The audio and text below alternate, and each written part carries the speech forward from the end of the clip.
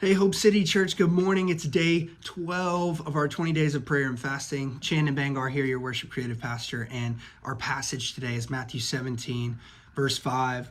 I feel like God has taught me so much through this verse because it not only shows us an example of what to live by, but it also really confirms what God is doing in our lives. And it says, "This is my dearly loved son who brings me great joy. Listen to him." And when they looked up, Moses and Elijah were gone, and they only saw Jesus.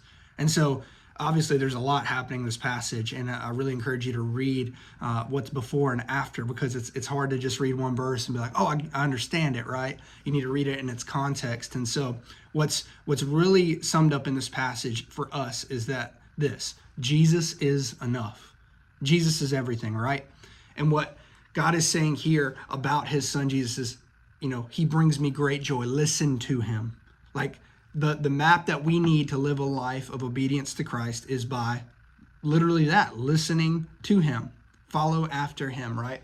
And I know so many times in my life, and I'm assuming your life, that you've tried to earn favor with God or earn this grace of God. And the truth is, we can't do that. There's nothing that we can do, nothing at all that we can do to earn God's grace or favor, but he gives it to us freely.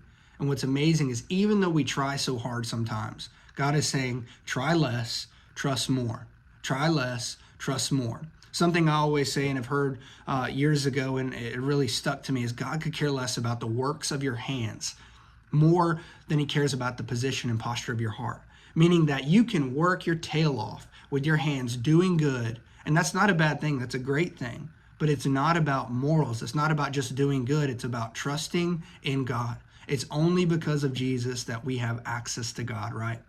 It's nothing you can do to earn or deserve or win or inherit. It's something only given freely by God because of God's love towards us. And today, for day 12, I hope that you understand that God's grace is for you, God's love is for you. As you obey God and his commands by following after the footsteps of Jesus' life, his ministry on this earth, I pray that God reveals to you how you can trust him more and stop trying hard at things that only God is in control of.